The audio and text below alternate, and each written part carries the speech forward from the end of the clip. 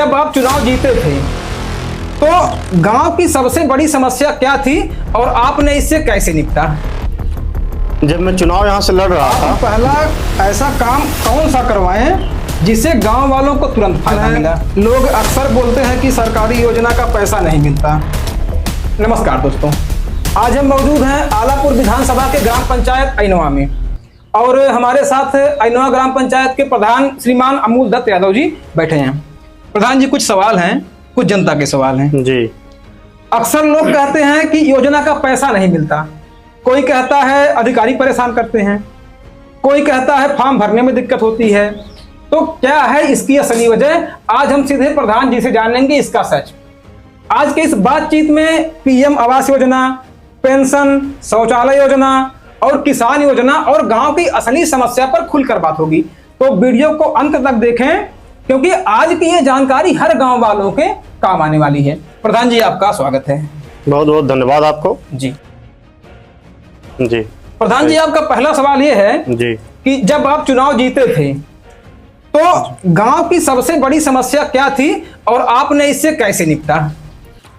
जब मैं चुनाव यहाँ से लड़ रहा था जी तो हम गांव के लोगों के बीच में गए जी और गांव वालों से हमने मिला।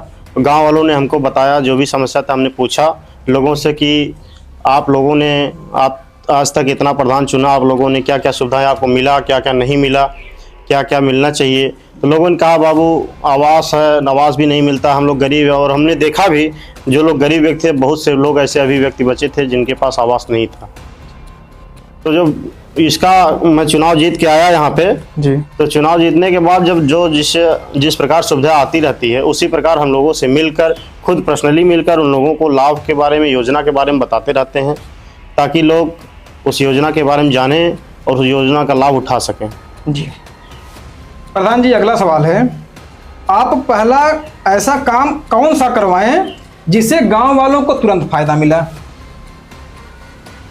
गांव वालों के बीच में पहली प्राथमिकता थी जो है उनको रोड की आवश्यकता थी जी, क्योंकि लोग जब बरसात हो जाती थी लोग जल भराव से परेशान रहते थे जी और जल भराव के कारण जो बरसात में आने जाने में बहुत दिक्कत होती थी। जी, तो हमने जो है नाली बनवाया और उसके साथ साथ रोड भी बनवाया ताकि जल भराव की समस्या से दूर हुआ सके। जी अगला सवाल है, लोग अक्सर बोलते हैं कि सरकारी योजना का पैसा नहीं मिलता। आपके हिसाब से असली दिक्कत कहाँ आती है? ऐसा है, जो लोग बोलते हैं कि गांव में पैसा नहीं मिलता है, ऐसा कुछ नहीं है। जो व्यक्ति जिस पात्र होता है उसको उस प्रकार से लाभ दिया जाता है जी क्योंकि जैसे बहुत से लोग हैं जो व्यक्ति अपात्र है वह भी चाहते हैं कि हमको ये लाभ मिल जाए। जी जी, तो उनको लाभ गरीबों का हक मार के कहाँ दिया जा सकता है?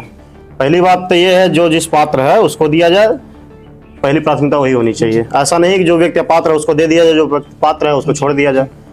प्रधान जी ने ये बहुत जोरी बात बताई है जो आपको जानना चाहिए। अच्छा प्रधान जी, ये बात बहुत लोग पता नहीं होगी, जरा आप ये बताएं कि ज्यादातर लोग फॉर्म गलत भरते हैं या सिस्टम या अधिकारी की तरफ से दिक्कत होती है?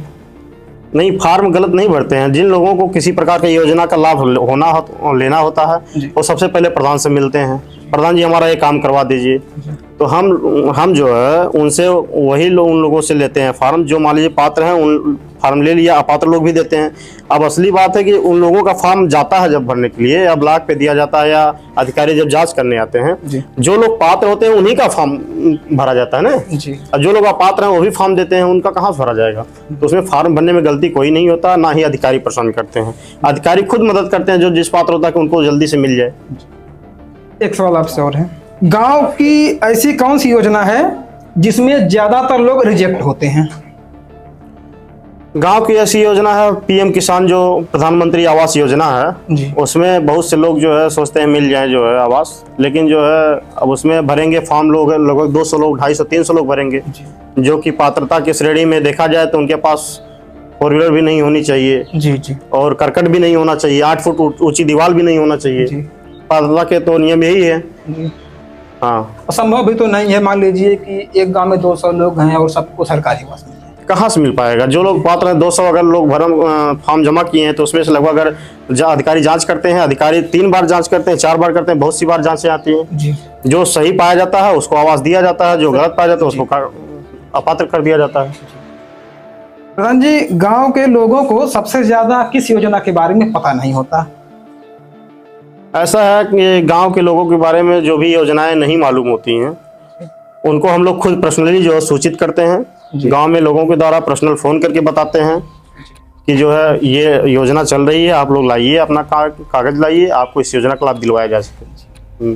बहुत ऊंचा काम प्रधान जी का है। देखिए प्रधान जी सबके पास कॉल भी करते हैं, सबसे व्यक्तिगत मिलते भी, जैसे कि प्रधान जी ने बताया। बाकी मैं इनसे मिला तो काफ़ी अच्छा प्रधान जी का व्यवहार था। चलिए अगले क्वेश्चन पर पढ़ते हैं।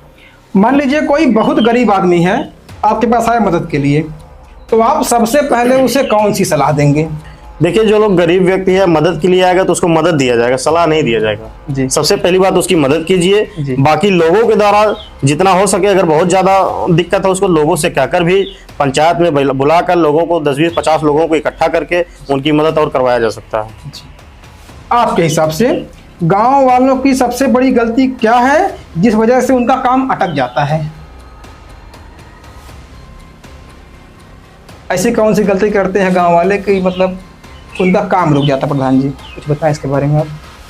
ऐसी कोई गलती तो नहीं करते हैं जिससे उनका काम रुक जाए, और कोई काम जो लायक होगा उसका काम हो जाता है जी। अच्छा प्रधान जी, आप अगले आने वाले 2 साल में जी अपने गांव को किस हाल में देखना चाहते हैं, मतलब किस तरह से देखना चाहते हैं? जैसे कि हमारा अभी 5 साल का कार्यकाल पूरा होने वाला है जी। तो हमने जितना हो सका, जितना बजट सरकार ने दिया जी, उतना हम लोग जो कार्य किए।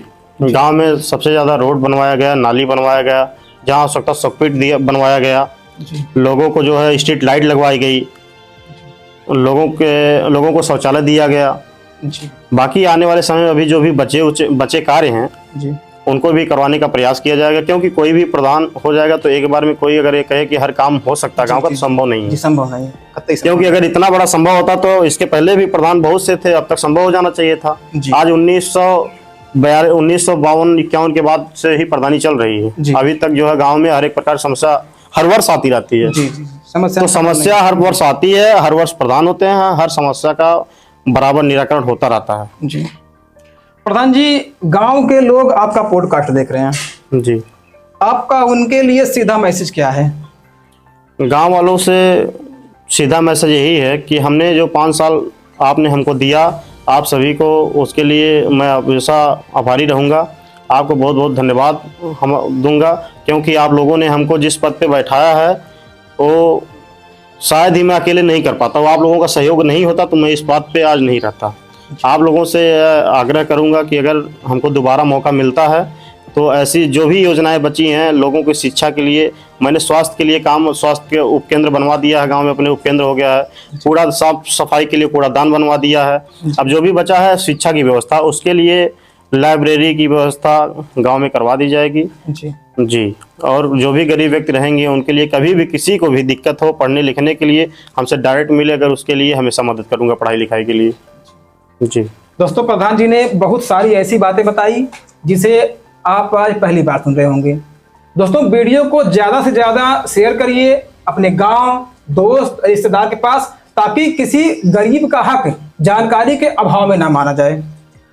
बाकी प्रधान जी से मैं व्यक्तिगत मिला, प्रधान जी का व्यवहार बहुत अच्छा रहा। प्रधान जी आपका बहुत बहुत धन्यवाद इतनी साफ और ईमानदार तरीके से जवाब देने के लिए। बहुत बहुत धन्यवाद आपको भी, जो आपने हमको जो है बोलने का मौका दिया। अरे सर, ठीक प्रधान जी, धन्यवाद।